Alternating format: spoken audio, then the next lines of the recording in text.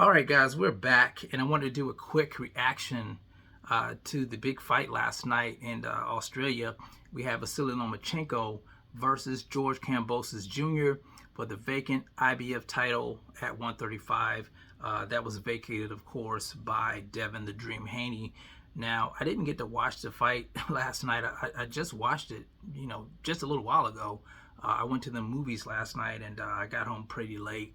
I went to check out the new Planet of the Apes movie, which was a damn good movie, by the way. So if you're a movie head, make sure you check that movie out.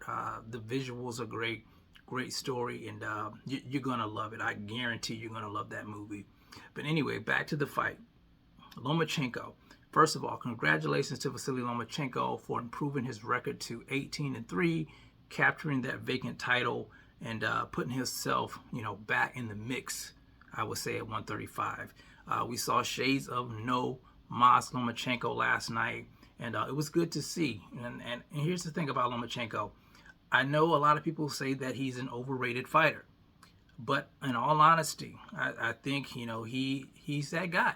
He has the goods, even though he's a little bit older than, some of these younger, guys we're talking about. We tend to leave him out now because he's older.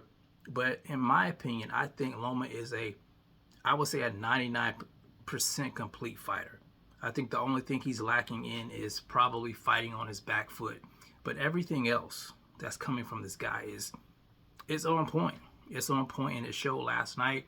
I didn't even talk about this fight leading up to this fight. I didn't make any videos about it because I had no doubt in my mind that it was going to be a one-sided fight. And that's what it was. Lomachenko putting on a boxing clinic, boxing circles around George Kambosos Jr. There's levels to this game. Lomachenko's here, George Kambosos Jr. is here. And no slight to George. I think George is a hell of a warrior. He's going to come to fight. I have a lot of respect for him. But let's face it, he was definitely in over his head last night. And it showed because I had Vasily Lomachenko winning every round until the knockout in round 11. Now, I will say George did, I like the way he started out, working behind the jab, touching Loma to the body. But he just couldn't keep up with Loma. Loma was too fast. The footwork was just too great. The angles, the levels, him changing levels a lot, feinting, and that, I would say, his accurate punching and his punching power. Loma has some power there. A lot of people, kind of sleep on Loma's power, and he was very accurate with that left hand, and he was very elusive. He was very elusive, and the pressure that he put on George Kambosos Jr. in the fight, the mental pressure, you could see it breaking George Kambosos Jr. round by round. You could just see it, and for some reason or another, George would not press Lomachenko. I think he would have had more success putting Loma on his back foot, but he just was hesitant to do it. And when you have a Loma, he likes to, he's a front foot fighter. He's going to come at you, and he's going to let off these combinations. You're not going to see him coming. He is the Matrix. He proved that last night. And like I said, there's levels to this game. Now, the 11th round is when he dropped George. He dropped him twice. Of course, he had the knockout blow with the body shot where George's dad threw in the towel. But that first shot, everybody's saying it was a body shot. When I looked at it, it didn't look like a body shot. It looked like he hit him in the face with a straight left hand. And I think that's what dropped him. It was a straight left hand to the face that dropped him, and then a body shot that dropped him, and then his dad threw in the towel. So that's what I saw. I know they're saying different, but I saw that. But anyway, so congratulations, like I said, to Lomachenko. Now, I did see Tank tweeted that, he wanted Loma after the Frank the Ghost Martin fight. I think he was responding to a fan, and of course he quickly deleted it, like he always does. He puts up tweets and then he deletes them. I don't know why he does that. I guess he does that to antagonize us.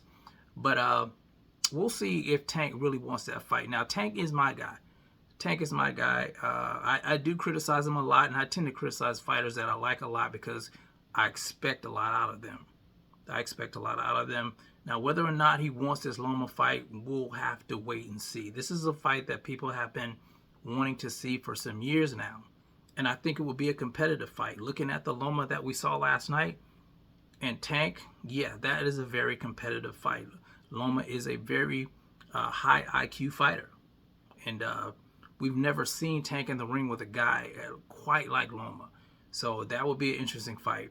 Now, I think it's more in the likes that Loma will wind up fighting Navarrete, who fights next weekend, I think, for the vacant WBO, which is also an interesting fight. I think that's going to be a banger if that fight happens. Navarrete with his awkward style, and of course Loma, with his high IQ and awkward style and footwork. I think that would be a great fight, but I'm going to have to give the edge to Loma in that fight if that fight happens. But we'll see what happens with that. But anyway, just wanted to give my 2 cents, guys, on the fight. I did enjoy it, even though it was a one-sided fight, and Loma is the real deal. You guys let me know what you think about the fight in the comments section. It's the CMB. I'll talk to you guys in the next one, and I'm out. Peace.